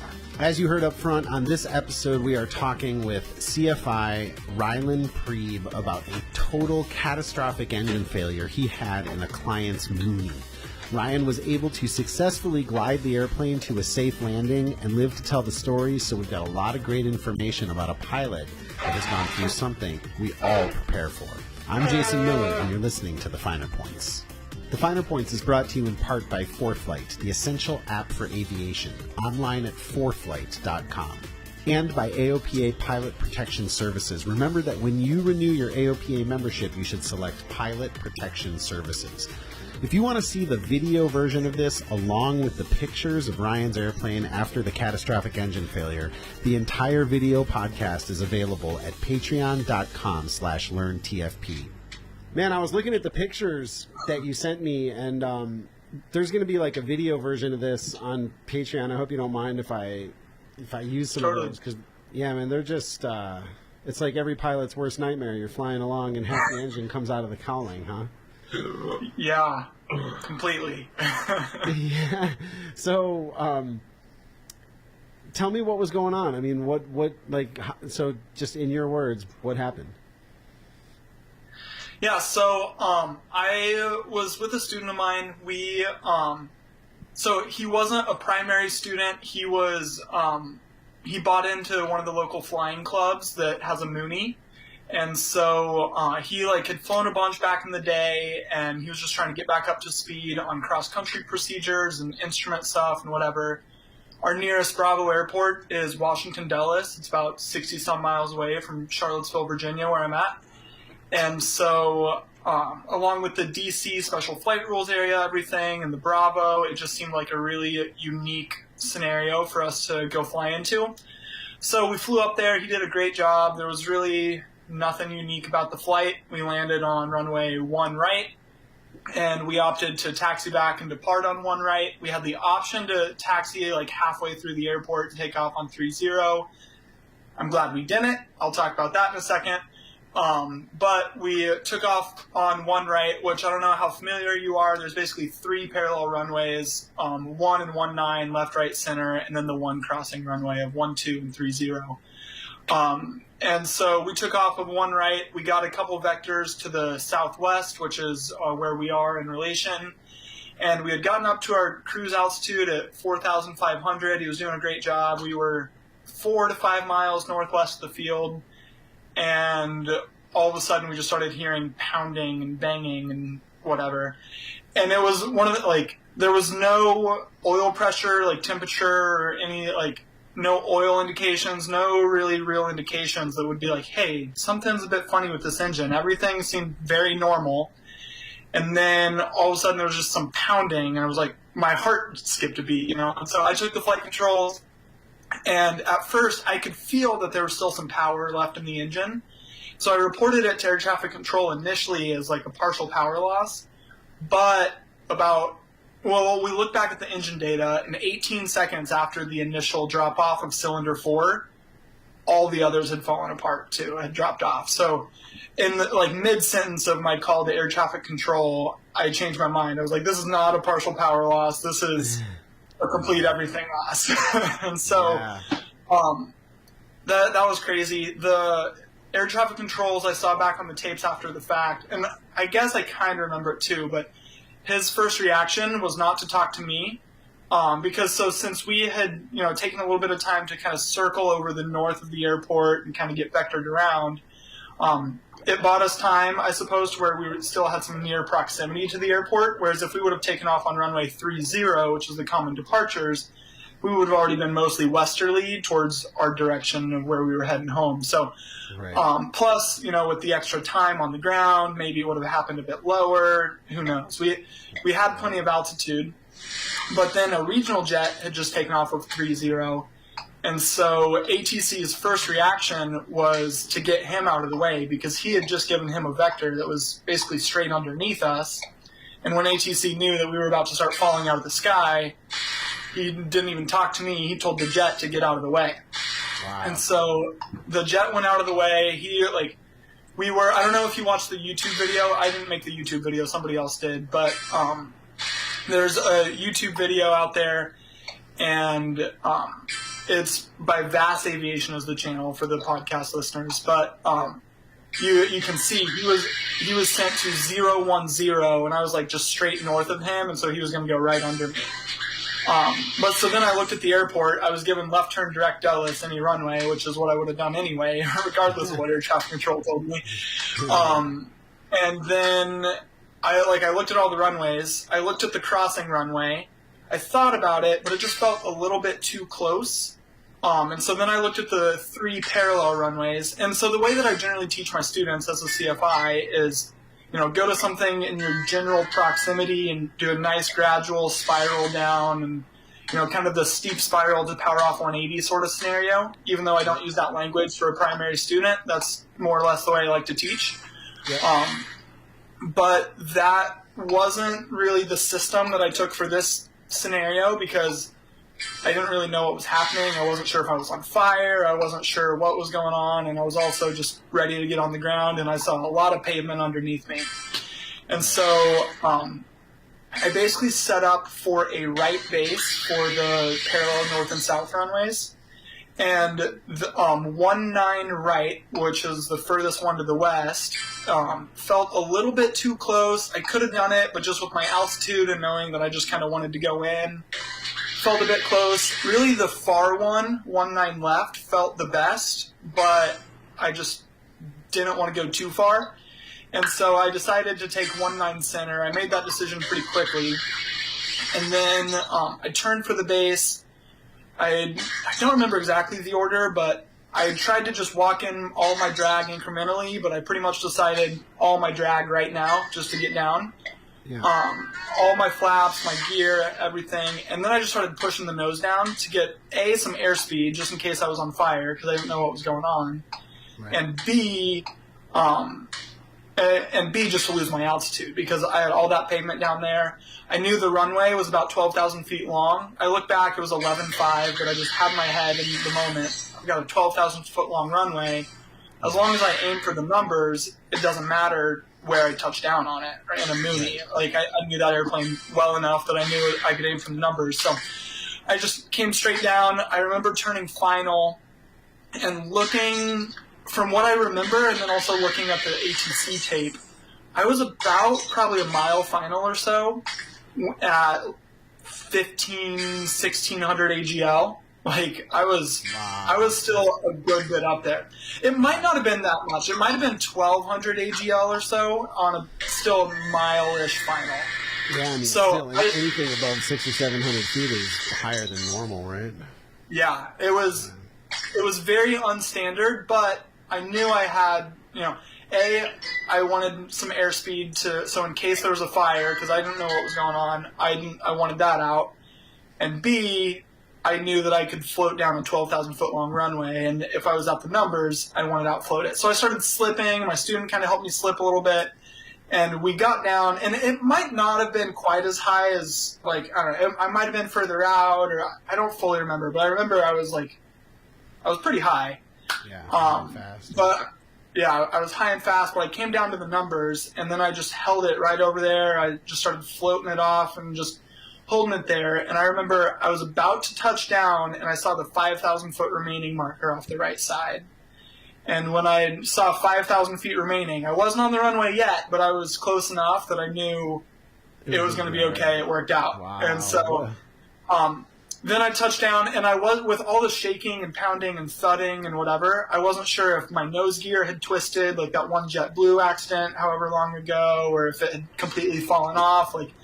So I tried to keep that nose off as best I could, but I wasn't sure if the nose was going to collapse or anything, but it didn't. I touched down nice and smooth, and then I tried to take the high-speed exit off, but I didn't quite make it past the threshold. I made it on the taxiway off the runway paint, but I hadn't crossed the legal threshold. So then we were just stopped up in the runway environment at Washington Dulles, just walking around for like an hour. Wow, what a crazy story. So when I look at the photos, it looks like something catastrophic happened, right? Like you a rod or something came out of the engine, yeah? Yeah, that's exactly what happened. It threw a rod. Yeah, so it's there's no indication, like you said. It's not like you're looking at falling oil pressure, rising temperature. It's 1 minute you're flying, the next minute a piece of the engine literally comes out of the engine block, and the whole plane is just shaking and making noise. And The other thing that I noticed Yeah. was in the photos, it looks like the windscreen is just covered in oil. Were you able to see at all? I was, but I think I was able to see just because of my pure adrenaline rush. Like the windshield was coated. Exactly. I was like hyper focused. Like I had laser vision out the windshield and windscreen, and like it was covered up, but I could see well enough that it didn't matter. And then after the fact, I looked at it, I was like, "Whoa, that thing is coated up." Yeah. Wow, that's just an incredible story. So you guys are so lucky for so many reasons, but what a perfect layout to have 3 runway options, right? Like, smart of you to turn onto the base, but it's like the perfect scenario. If you're too high for right, go for center. If you're too high for center, go for left, you know? Yeah, totally. Yeah. And I did think about going all the way to left, but it was one of those things where I would rather come in a bit high and fast on center than stretch it to left and not make it. And so, plus having a long, if I was at a standard GA airport with a 5,000 to 7,000 foot long runway with one piece of pavement, I would have approached it very differently. But knowing I had 4 pieces of pavement that are 12,000 feet long, I was like, I've got so many options. I can really go about this however I want.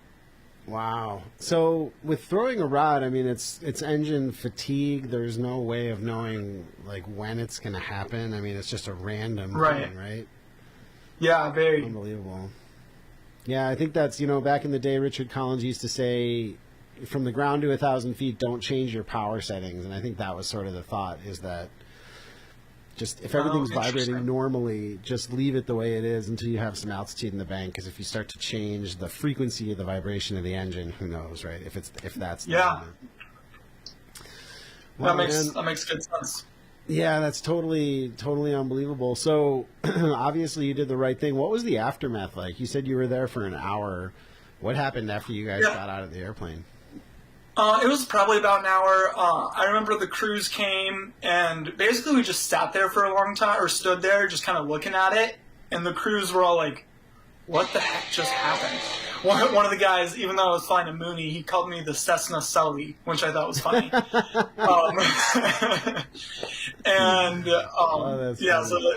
that gave me a little laugh. But we were just kind of there, and I felt like nobody really knew what to happen, or what to do. But then after, I don't know, just kind of standing there for a bit, I think we had to sign some paperwork, make a couple phone calls for the plane to get towed and whatever else. And then all the guys just started wiping all the oil off the cowling, off the ground where it had started to leak. And then eventually they just gave us a ride back to the FBO. And then the manager of the flying club grabbed another plane and flew and picked my student and I up and flew us back. Wow. He did ask us if we wanted to come back by car, but we were like, yeah, an airplane's nice. It's a long drive. That's how well you did, man. Really, that's a testament to you. Wow. So like, we teach this stuff all the time. Like you said, we have these prescribed ways of talking about it to students, and then all of a sudden the real thing happens, and you realize, what do they say about a battle plan? Everyone has a battle plan until the fight starts. It's like everything just goes out the window, right? So has this changed the way that you teach engine failures to students, or are you still just kind of, has that affected it at all? It has a little bit, mostly just because, like, I was always harping on emergencies. I was always like, you never know when this is going to happen. This is important. But now having the real world experience, like, you better be prepared because it actually happens.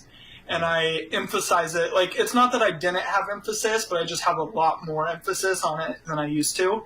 Yeah. And especially, flying at night or flying in IMC, things like that. Like, it was a clear, beautiful blue day with, like, 7-knot winds down the pipe. So it was about as perfect of a day as you could ask for. And so, now even flying at night, like, I don't want to say it makes me nervous, but I'm definitely on higher alert flying at night than I used to be. And IMC is definitely even more so. I'm like, flying in IMC actually makes me a bit more nervous than it used to. You know what I mean? Oh, 100%. Yeah, it's really easy to sort of compartmentalize those risks, right? Like, I'm prepared for engine failure because I've drilled it so many times, and then you go out IFR and you're thinking about ice and thunderstorms, and Like we used to go out, and I get a little nervous doing this now, but in California, the weather drops pretty much to the surface in the valley all winter, like in the winter time, right? You can go out to like Stockton, and it's 200 feet vertical visibility and like a quarter-mile fog, right? And it's fun to go shoot approaches, but you start to think after a while, you're like, gosh, if I had an engine failure, it's like I'm gliding basically.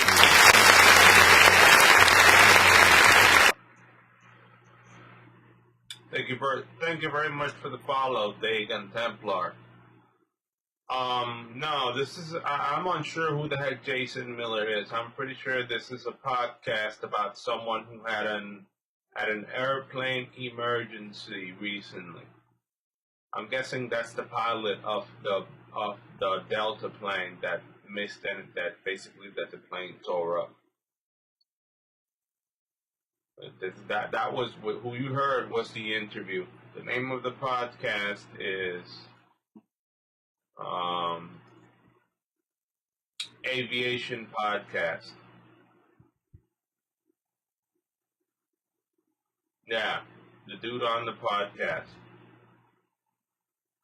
Yeah, that's what I'm listening to. I don't know what a CFI is, but that's what I'm listening to right now. Yeah, that is Jason Miller. You are correct. Now I'm looking at the about. That's who I was listening to right now. It is Jason Miller. Yes, daggone Templar. Yes, he is. I'm gonna put back the thing so you continue listening to it.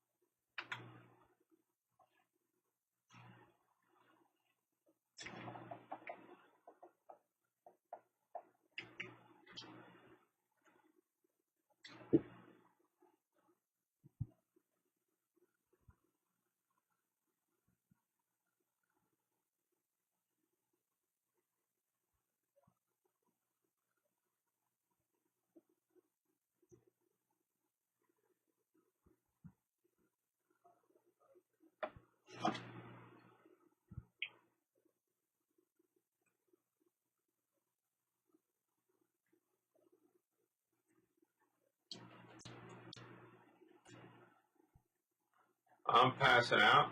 I was passing out at the end of this flight, so I'm gonna post the flight with like 31 gallons of gas and go to sleep.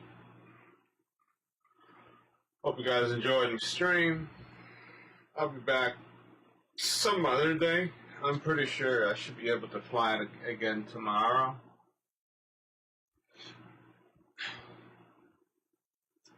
I'm just too tired, even though I had tea. Let's see how much I got paid for it. Apparently I got the full amount.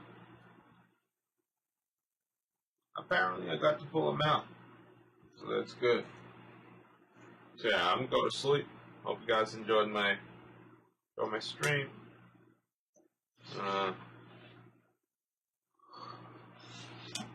I'll be back tomorrow. Hopefully. Gotta shut this down. I was literally falling asleep. On the stream. Like, luckily I kept myself up just to make the landing, and I tried to do the freaking ILS. Or assisted landing, just basically keeping it at ILS assisted and trying to put the plane down by just slowly releasing the gas. It's still too high. And when I caught myself looking at the gas, when I landed, my gas was on 35. So I need to figure out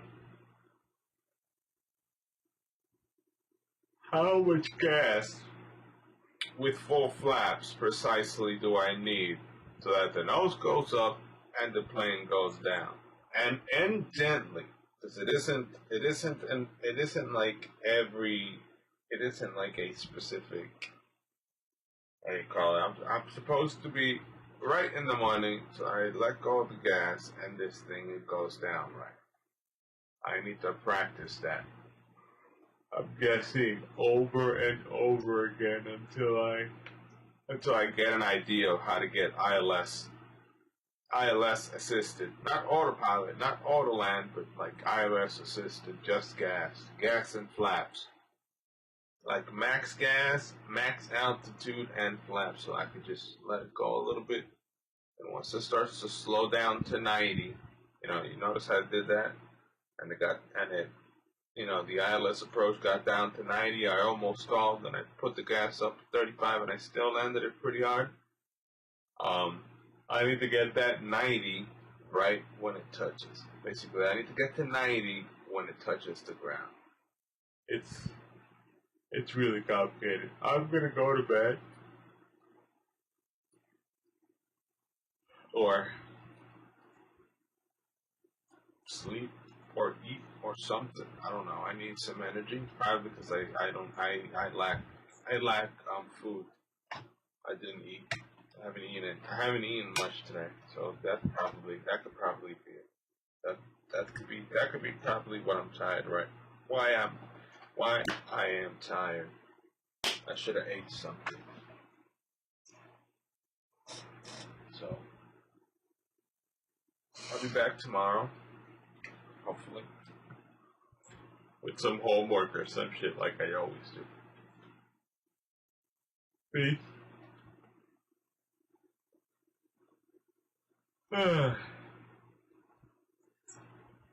Peace.